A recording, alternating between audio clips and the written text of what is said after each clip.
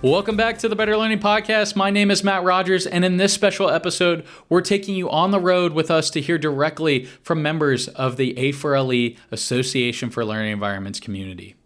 Over the past several months, we had the opportunity to attend several A4LE regional conferences across the country, connecting with architects, educators, planners, designers, and industry partners who are all passionate about creating better learning environments. At each conference, we asked attendees a few questions. What does it mean to be radically student-centered? What are the biggest opportunities and challenges facing educational facility planning and design today? What conversations should more people in our industry be having? And of course, we threw in a few fun local questions along the way.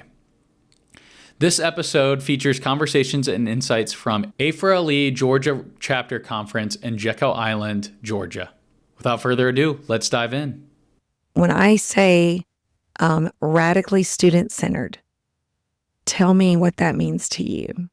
So I do like the idea of radically student-centered and serving to the needs of students. You know, it's a little tricky because as students are growing, their thoughts could be evolving, and we do have to, I'm sure, as educators, parents, designers, shape the way their minds grow. So there is a little bit of influence that you do need to guide them into the right way or finding their own way of thinking. So I love the idea of designing environments to nudge them into being evolved rather than just asking, hey, what would you like to see in the school? And by the way, Corgan has done workshops with K-12 students, with Spike Studio, different summer academy workshops. And then, so we have school kids saying, what would their ideal school look like? And they usually say, well, we would love a playground, we would love a grocery store. Their ideas are all over the place. So I do think they need a little guidance, but, you know, a lot of playground outdoor learning is something I think would be very beneficial, and they would enjoy that too in schools. They're users in the end, and we can build things and help and budget and make everything great. But if the user doesn't love it, the client's going to sit with the building that's not utilized properly, and especially with this age of flex space. And how many things do we get, you know, and I won't say how long old are, but, you know, in our time, you had the giant auditoriums and, you know, you only use those for so many big things. And the one thing, but now is how much can we get in this one space? So let's make it the right thing, and the users want to use it. And the faculty make it the right way. I love the live right. I don't Great. Well, it makes me think of, I know it was a college campus, and I can't think of which one, where they have quad. And, you know, you always see where the sidewalks are. So maybe putting the sidewalks in with the walking patterns of the students were. And then let that go for a month or two, and then come back and pay or sidewalks in that fashion. But like, because if you put a sidewalk here and they're going to walk somewhere else, it doesn't make any sense. Right. So you see what the natural patterns are, and that's what informs the space. I think that's the same with classrooms. You see how kids how do they mind? They sit down, they move around, moving things around. I think that's what's important, because every class, every kid's not the same. So, and every teacher, Exactly. Right. So I think that's the 4 walls. Well, what you do is having 4 walls can be very, very special. It's really putting the students first, thinking about them and their experiences, how they learn, how they can be the most successful in learning. They really need to be comfortable in their school, comfortable with their spaces, their teachers, their classmates. They need to be comfortable in their seats. They need to be comfortable in, you know, the air conditioning, and everything about the space needs to consider them and how they can be the most successful in their learning journey. I mean, I keep going back to my first interaction with a student ever as a recent graduate of the architecture program. I was in my first week at CDH, and I went to an OAC meeting, and the project was wrapping up, and the group of students that were going to be using that space next year brought a box of donuts for us and just thanked us for designing a really cool space for them. Oh. And it warmed my heart. And I call it my donut origin story, because that's what kept me in the education realm is knowing that even just a really, really small renovation project could make such a big difference to students. And these are, fourth and fifth graders that are going to be spending so much time in schools, and even something so small is going to be so important to them. And I think that being part of that journey for them is so important to me, and really trying to understand what kids need these days is important to me. So that's kind of been why I've been part of the education studio and being in this this industry. I think education is such a big part of it, and I want to keep designing better spaces for students to succeed. When I look at children in school and over my career in this industry, what I have witnessed is that they shape what happens in multiple environments, right? So how a child learns, and we all learn differently, and the fact that we're now, I feel like, more recently responding to creating environments that actually do react to that you can move things around and that students can learn in the way that they need to. It shapes so many things, right? So what I have seen happen is that they have taught me what kind of environments I need to be designing for throughout their entire education. They're K through 12, but then you get into higher education, they get used to a certain environment. Yeah. They kind of expect to see it when they get there. And then they grow up and they get out into the workforce. And when I'm designing office spaces, I have to design office spaces that still react to the way that they've learned and now is translated into how they work, right? So choice of place, giving the flexibility to be able to go and make a space your own. So I think they are teaching all of us what we need to be doing. And to Haley's point, when we first started this, if we're willing to listen and react to it, I mean, just think what we could do with all of that, right? Well, just hearing that phrase, my heart beats up. I get excited because I feel like that's somebody that is totally thinking outside the box and not trying to think about, oh, let's make this nice square classroom and we want 50 of them that look just alike. To me, that says someone is thinking about what the students that are going to be inside that room need. And every student cannot learn in a square classroom that looks just like everybody else's.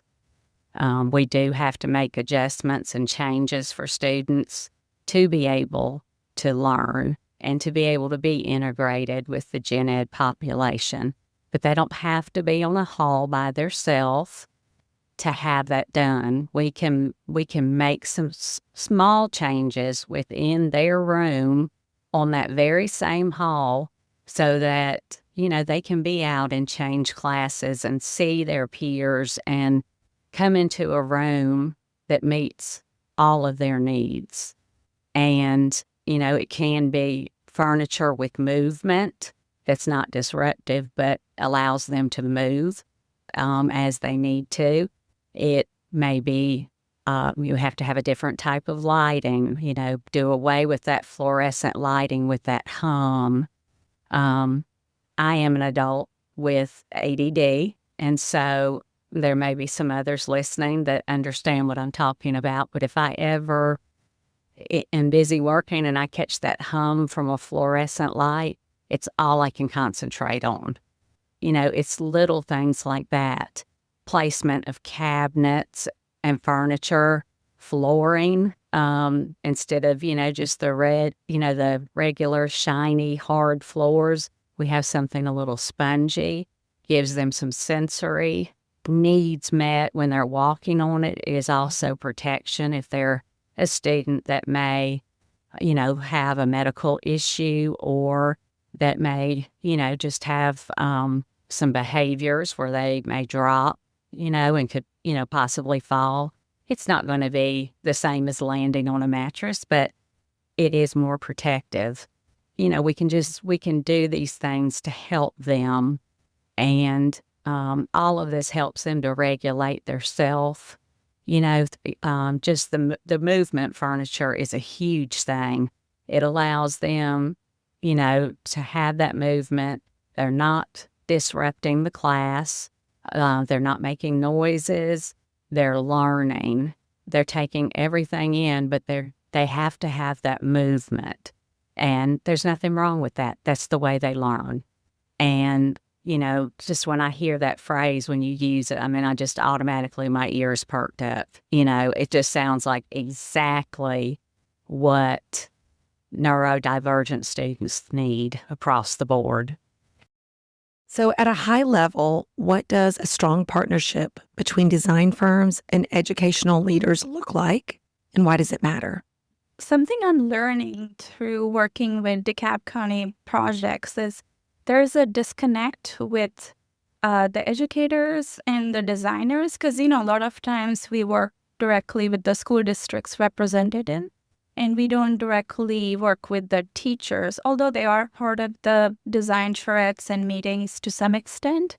But a lot of times for renovation projects, we don't get to interface with the end user, the teachers, students as much as we should, I believe. And then there's also the aspect of where does the funding come from, who is on the school board, and what do they think the school needs? So there are so many parties that are involved in the decision making and what makes a school design happen. So for everybody to talk to each other, I think this conference is such a great platform for everyone to come together and just start having a dialogue. Because I know the facilities people, when we start chatting with them, they are all about systems and how can the building perform efficiently.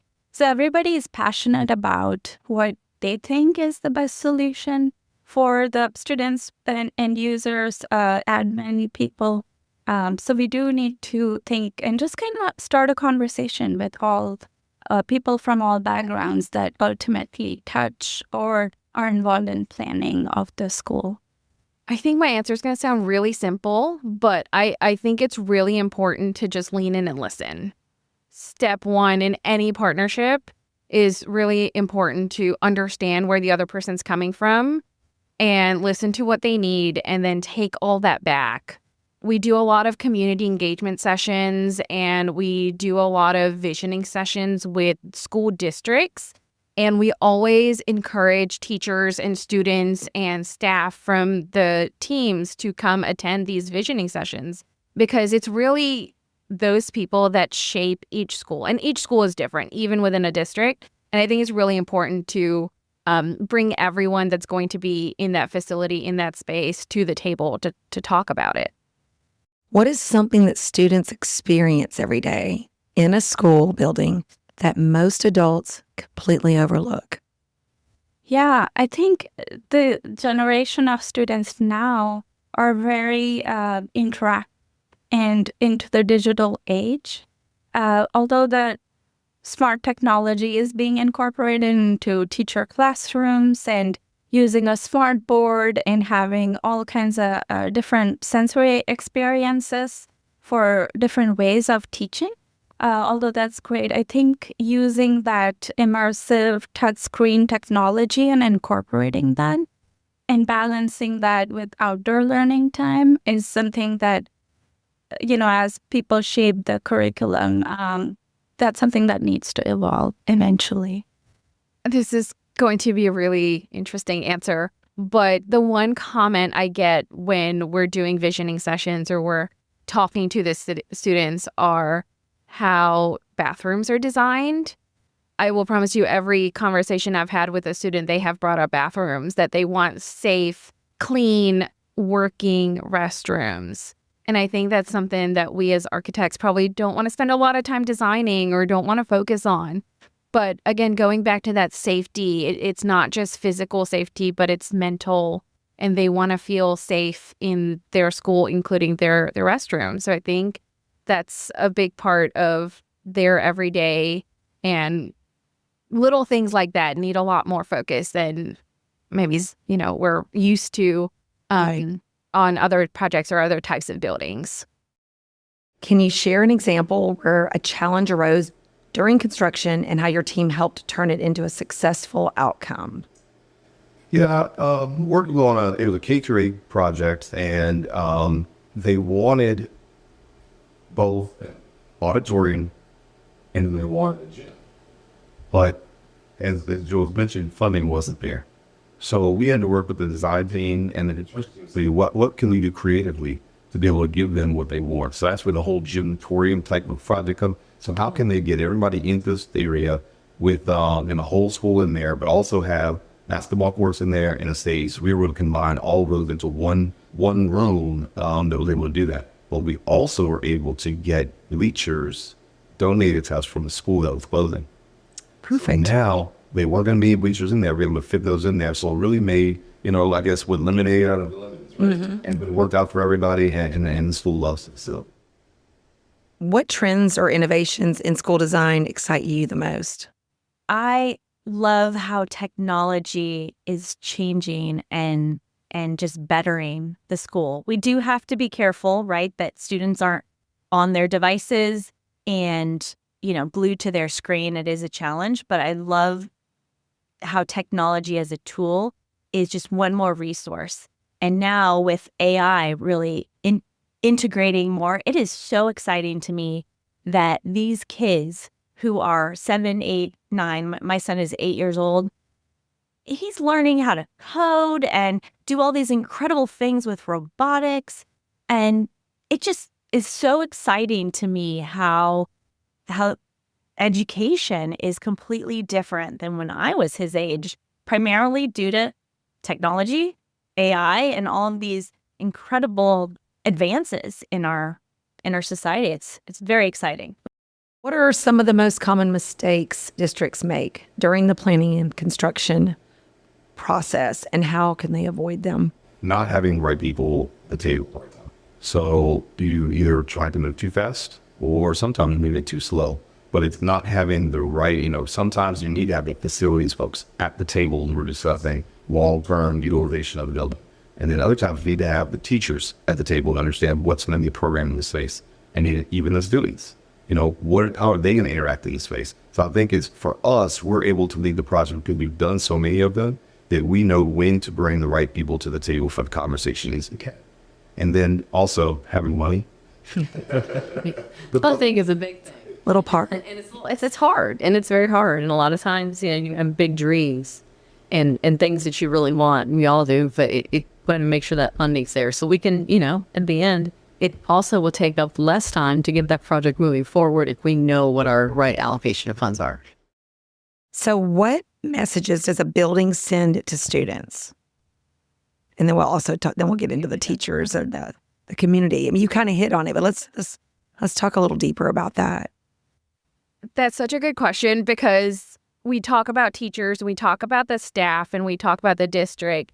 But I think even if the students are going to be transient in that space, they're so important to be, again, brought to the table. The spaces that we design are really unique to today's environment, and just being able to provide a space where each student can learn differently and in their own way is important. Because I know I learn differently than Jamie probably learned or you probably learn, and just being able to provide different spaces for different needs and different people is really important. I feel like the correct building should be one that the kids want to run to get into. It should feel like a second home. In many cases, it is more of a home for some students, sadly. It should be comfortable and warm and welcoming. It shouldn't feel cold and sterile. It shouldn't feel like they're going to the doctor's office, someplace that scares them. It just should be just a warm, cozy feeling. I think that helps them to feel safe and nurtured and loved. What about for the teachers? I mean, what message do you think the building sends to the teachers? I think the big part is being able to kind of pause. Teachers spend so much time, so much energy, more than we can even imagine, into these students and into their jobs. Being able to find a space for them to pause and reflect and learn themselves, because they constantly have to learn and change the way they teach. And being able to pivot and engage students in today's environment with so much technology, so many different distractions they might have is also really important. So being able to provide that for the teachers in our buildings is just as important as being able to provide the spaces for the students. Yeah, I do think it's pretty critical from the teacher perspective that they have a space where they can flip it, change it, rearrange it, but do it in a way that sticks within a consistency of learning, right, for each child, so that they're able to offer all of those different scenarios because every kid is different. So the teachers need to be able to have an environment in which they can do that. I think another big important thing is safety. I mean, for the teachers and for the students, the administrators, all of them need to feel a sense of safety when they get in there. Because let's face it, they're spending a lot of time there together, right? So they need to feel grounded in that environment and know that they've entered into a place that's sort of maybe not necessarily an extension of their home, but that they feel that safety when they're there. Yeah. I think when we're able to give the teachers the things they need in that classroom, the secure cabinetry, storage areas that are secure, just to kind of, take it down a level, make it, where things are not so readily available for students just to be able to, get into. I think that lets a teacher know that their time is important. They're not going to be expected to chase students from object to object or area to area, that they are going to be able to teach, and that we're doing these things to make their room better for better for them as well, so that they can do more teaching and more one-on-one time with students and not just playing a game of chase trying to redirect students all that long. So we are on Jekyll Island this week, and I have to ask, if you could spend one day on the island doing anything you wanted with no responsibilities, no worries, what are you doing? Yeah, so I love biking, primarily because you can cover a lot more distance in a short time, and I just love the breeze on your face and enjoying the ocean breeze and the trees and shade, all of it. And the island is such a great small island, so you can literally bike everything in maybe half an hour. I actually did that the last time I came to A4LE conference. So I would definitely start by seeing a sunrise on the beach, maybe St. Andrews Beach on the south, and then go up north, go up to the Driftwood Beach, and then maybe check out a little bit of the history and see the historic houses, enjoy the Spanish moss, and then just kind of, explore Jekyll Island further. But I would also love to see the turtle center. And I know they have a specific time where they release the turtles, and I would have to research that, but would love to explore that. I'm going to go have a nice cocktail at some point at Jekyll Island Club. Probably spend the morning at the beach and then enjoy the breeze. And, I'd love to sit in one of those beautiful homes, 1,800 homes, and feel the breeze and just watch the sunset. Perfect. Just doing the beach is not doing it. There is so much to do here that I have not been able to explore yet. But probably what I would love to do most is to wake up really early, take a great cup of coffee to Driftwood Beach, and watch the sunrise and just chill. Just chill there with coffee. And I've just heard it's a beautiful part of the island, and I need to make it over there. I feel like I love the beach and I love the water. So I'm going to try to wake up for a sunrise. And I try to do that at least once every time I'm a Jekyll. And go in for an awesome breakfast, take a little afternoon nap, and then go to the Turtle Conservatory. Oh, I haven't been, but I've heard great things, and I'm hoping it's an interactive experience because I love one of those.